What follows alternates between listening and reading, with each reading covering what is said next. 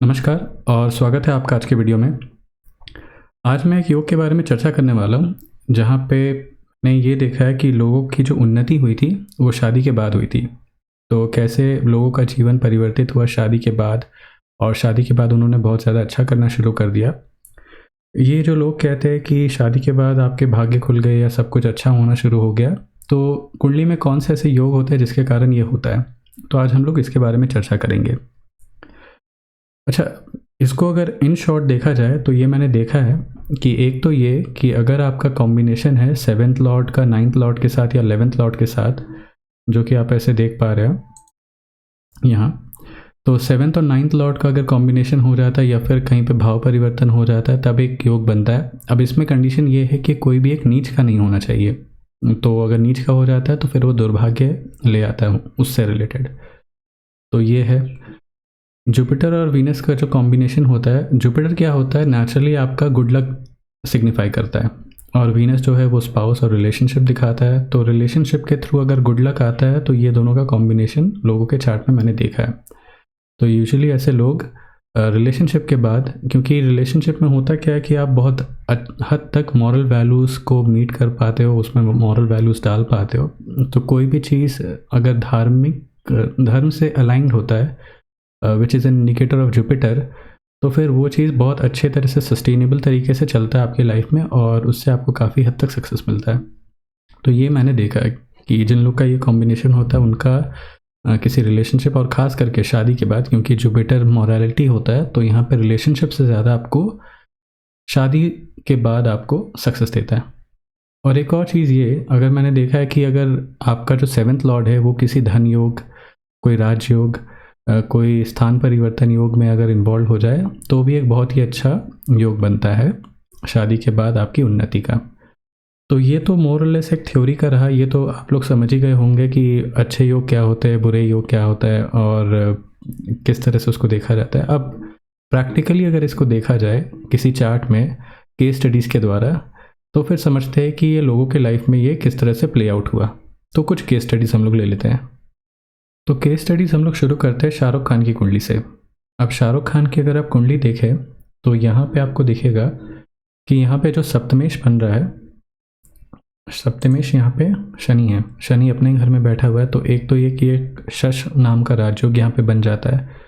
जो भाग्य का स्वामी है मंगल, तो मंगल यहाँ पे चतुर्थ में बैठा हुआ है। मंगल भी यहाँ पे रोचक योग बना रहा है। तो नवम और सप्तमेश दोनों ने एक अच्छा योग बनाया। और उसके साथ ये कि यहाँ पे आप देखें तो दोनों का यहाँ पे दृष्टि संबंध हो रहा है। तो चौथे दृष्टि से मंगल यहाँ पे सप्तम भाव को देख रहा है, और 10वें दृष्टि से शनि यहाँ पे मंगल को देख रहा है।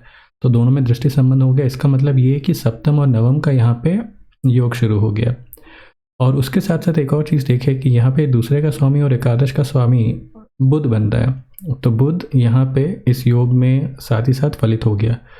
तो इन अ वे यहाँ पे एक राजयोग बना, यहाँ पे एक धन योग भी बना, क्योंकि आपके नवम का, एकादश का और दूसरे का स्वामी जो है वो एक साथ अगर बैठ जाए तो ये धन योग भी बन जाता है। तो धन योग, राजयोग, ये दोनों ही शादी से जाकर के मिल के बनता है। इसका मतलब ये कि जैसे ही इनकी शादी होगी, शादी होने के बाद से इनका जो करियर है वो बहुत ज़्यादा राइज करना शुरू हो जाएगा, या फिर अर्निंग इनका जो धन योग है वो ट्रिगर हो जाएगा।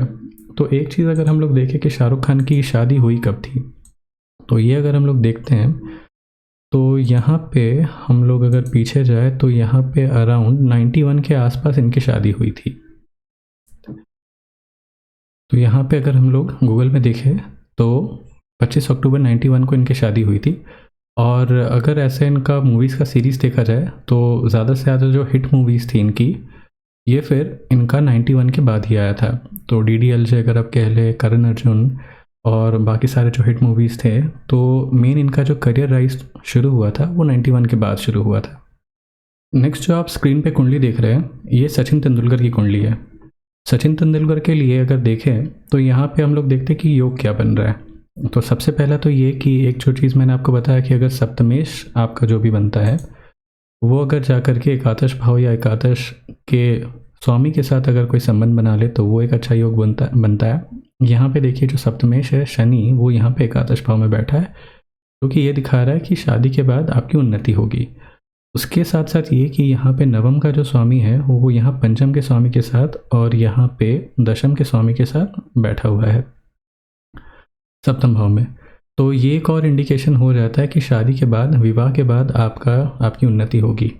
तो ये दोनों ही योग बना। और उसके साथ साथ एक और चीज़ देखें कि जो भाग्य का स्वामी है वो भी यहाँ पे सप्तमेश को देख रहा है, सप्तमेश को दृष्टि दे रहा है। भले ही यहाँ पे नीच का हो गया तो वो एक नेगेटिव एस्पेक्ट हो जाता है, बट ओवरऑल ऐसे देखें। और यहाँ नेगेटिव एस्पेक्ट इसका भी होता है क्योंकि छठे का स्वामी भी यहाँ पे नीच का है, तो इंजरीज रिलेटेड काफ़ी ज़्यादा इश्यूज़ या प्रॉब्लम इनको हो सकता है, क्योंकि इनको हुआ भी था, काफ़ी सारी इंजरीज भी इनको हुई थी, तो वो एक प्रॉब्लम होता है। बट एनीवेज अगर ऐसे देखें तो भाग्य का स्वामी और सप्तमेश और एकादश, इसका जो कॉम्बिनेशन यहाँ पे बना, इस कारण से ये एक प्रोमिनेंट योग बनता है जो कि ये दिखाता है कि जैसे ही इनकी शादी हो जाती है, शादी करने के बाद इनकी उन्नति काफ़ी ज़्यादा तेज़ी से होगी।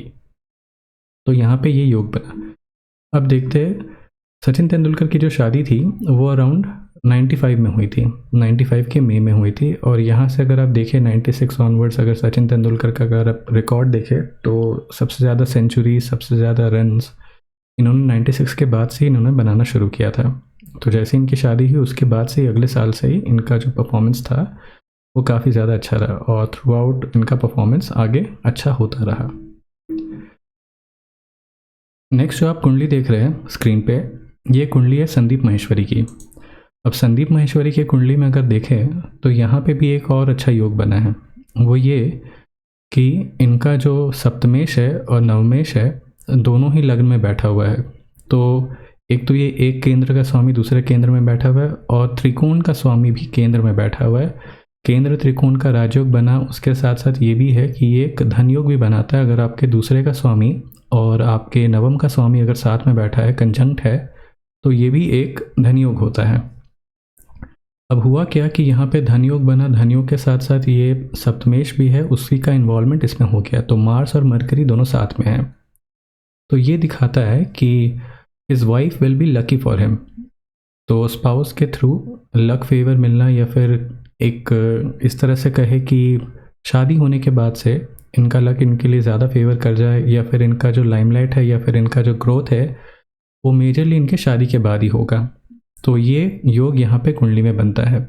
और यहाँ पे अगर संदीप माहेश्वरी का ऐसे चार्ट देखें तो पब्लिकली अवेलेबल नहीं है कि इनकी शादी कब हुई थी, बट आई एम एक्सपेक्टिंग कि इनका जो मिड 20s या फिर लेट 20s रहा होगा तो वहाँ पे जाकर के इनकी शादी हुई होगी। और ये शादी का जो फेज़ है ये राहु में शनि वाला जो फेज़ था 2006 से लेकर के 2009 तक का, तो यहाँ पे इनकी शादी का योग दिख रहा है। और यहाँ से अगर आप देखें तो जैसे इनको राहु में वीनस शुरू हुआ था, ये वाला जो फेज़ है, यहाँ से जा कर के इनके सेमिनार्स काफ़ी सारा पब्लिक होने शुरू हो गए थे, काफ़ी सारे इन्होंने पब्लिक सेशंस लेना शुरू किया था, और उसके बाद से there was no turning back. तो मेजर जो लाइमलाइट संदीप माहेश्वरी को मिला तो यहाँ पे 2012 से जा कर के इनका लाइमलाइट शुरू हुआ, और उसके साथ ये फिर अब ग्रो ही करते जा रहे, and there was no turning back for him. तो यहाँ पे ये भी एक देखिए कि एक लाइव एग्जांपल है आपके सामने कि कैसे योग जो था वो फिर आपके जीवन में फलित भी होता है, और फलित होने के बाद आपको उसके परिणाम भी मिलते हैं। कुछ और केस स्टडीज़ लेते हैं और देखते हैं कि बाकी लोगों के केसेस में ये कैसे प्ले आउट हुआ था। स्क्रीन पर जो आप कुंडली देख रहे हैं ये अमिताभ बच्चन की कुंडली है। अमिताभ बच्चन के केस में भी अगर आप देखें तो वहाँ पे आपको वैसे ही कुछ योग देखता हुआ मिलेगा। अब यहाँ पे आपके लिए एक काम है, वो ये कि आपको वीडियो को पॉज करना है, और पॉज करके आपको कमेंट सेक्शन में लिखना है कि इनके कुंडली में ऐसा क्या योग है जो कि ये दिखाता है कि शादी के बाद इनका भाग्योदय हुआ होगा। तो अब हम लोग इस पर भी चर्चा कर लेते हैं। अब यहाँ पे अगर इनकी कुंडली को देखें तो यहाँ पे सप्तमेश जो है वो सूर्य बनता है। सूर्य यहाँ पे जो नवमेश है उसके साथ यहाँ पे बैठा हुआ है, तो यहाँ पे सप्तमेश और नवमेश का दोनों का यहाँ पे युति हो जाता है। युति होने के बाद ये भी एक इंडिकेशन है कि शादी के बाद इनका जो राइज है, इनका जो लाइमलाइट है वो काफ़ी हद तक बढ़ जाएगा। यहाँ पे भले ही शुक्र नीच का आपको दिख रहा है, लेकिन यहाँ पे नीच भंग राजयोग भी बन रहा है। तो अधिकतर ग्रह जब अष्टम भाव में होते हैं तो ये भी आपको दिखाता है, ये भी एक इंडिकेशन होता है कि बहुत ज़्यादा स्ट्रगल के बाद, बहुत ज़्यादा प्रॉब्लम्स के बाद जा कर के आप आगे बढ़ने वाले हैं। लेकिन उसके बाद भी, इवन दो वो स्ट्रगल आपके इनिशियल फेज़ में रहता है, लेकिन उसके बाद आपको काफ़ी सारे लाइमलाइट या फिर काफ़ी ज़्यादा आपको पॉपुलैरिटी मिल पाता है। तो अमिताभ बच्चन को शनि की दशा यहाँ पे शुरू हुई थी 71 में, और 71 के बाद से ही अगर आप देखें तो इनके जो मेजर हिट मूवीज़ थे वो इसी वक्त आए थे। यूजुअली मैंने आपको एक और चार्ट एनालिसिस या फिर एक और वीडियो में आपको समझाया होगा कि शनि जब भी आपके चौथे भाव में बैठता है तो क्योंकि वो आपको लग्न को बल दे रहा है, आपके लग्न को देखता है और आपके छठे भाव को देखता है, तो ये जो शनि वाला फेज़ होता है ये आपको ग्रो करने में काफ़ी हेल्प करता है। मैंने ऐसे लोगों का शनि के दशा में ट्रेमेंडस ग्रोथ देखा है, चाहे वो विराट कोहली हो, चाहे वो अमिताभ बच्चन हो, तो इनका ग्रोथ काफ़ी ज़्यादा अच्छा होता है। हाँ, हालांकि इश्यूज़ भी काफ़ी ज़्यादा आते हैं क्योंकि शनि जो नेचुरल कारक होता है वो अष्टम का कारक होता है, तो आपको प्रॉब्लम्स तो देता ही, लेकिन साथ ही साथ ये भी है कि वो आपका कैरेक्टर बिल्डिंग में काफ़ी ज़्यादा हेल्प करता है। तो यहाँ पे शनि वाले केस में भी यही हुआ, और यहाँ पे 73 में जाकर के इनकी शादी हुई। तो शादी के बाद अगर देखें तो 73 ऑनवर्ड्स, 72-73 के बाद से जो मेजर सक्सेस था उनको उसके बाद ही इनको मिलना शुरू हुआ। जो मेजर इनके हिट मूवीज़ थे या फिर जो इनको सुपरस्टार बनाया गया, तो वो इनके शादी के ठीक बाद से ही हुआ। तो सेम योग यहाँ पे भी हम लोग देख रहे हैं और सेम टाइमलाइन भी हम लोग यहाँ पे देख पा रहे हैं। स्क्रीन पर जो आप कुंडली देख रहे हैं ये मेरे एक फॉलोअर की है, तो इन्होंने अपनी कुंडली दिखाई थी। अब इस केस में भी अगर देखें तो यहाँ पे भी आपको सेम पैटर्न मिलेगा। तो यहाँ पे अगर आप देखें तो जो 9th लॉर्ड है वो है शनि, और यहाँ पे जो 7th लॉर्ड है वो है मंगल, 11th लॉर्ड है वो है यहाँ पे जुपिटर। तो अब यहाँ पे देखें कि एक तो शनि मंगल का योग और वहाँ पे जुपिटर इसको दृष्टि दे रहा है, और साथ ही साथ यहाँ पे जो मंगल है वो 12वें का भी स्वामी है। तो यहाँ पे योग क्या बना, नवम, दशम, एकादश और द्वादश, ये सभी मिल करके यहाँ पे युति बना करके बैठे सप्तमेश के साथ, और यहाँ पे जुपिटर दूसरे धन भाव से इनको देख रहा है। तो यहाँ पे मैंने इनको बताया कि शादी तो आपकी लेट होगी क्योंकि यहाँ पे सप्तमेश अष्टम भाव में बैठा हुआ है, लेट से शादी है, और इनको भी बृहस्पति की महादशा चल रही है। बृहस्पति में जैसे शनि आएगा तब जा करके इनकी शादी होगी, ये मैंने इनको बताया।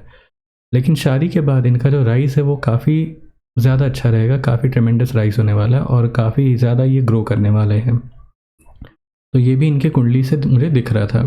तो यहाँ पे ये योग भी काफ़ी ज़्यादा इनके लिए अच्छा रहने वाला है। हालांकि क्योंकि यहाँ पे शनि का इन्वॉल्वमेंट है तो काफ़ी ज़्यादा डिले होगा, काफ़ी हर्डल्स आएंगे, लेकिन in a way that delay, that hurdle is going to be lucky for him. तो वो उनके लिए एक तरह से भाग्योदय का काम करने वाला है। तो ये सारा एनालिसिस था मेरा about rise after marriage, getting lucky after marriage. Let me know how you like the video and let me know what you want to see next from me. See you in the next video and thanks for watching. Bye.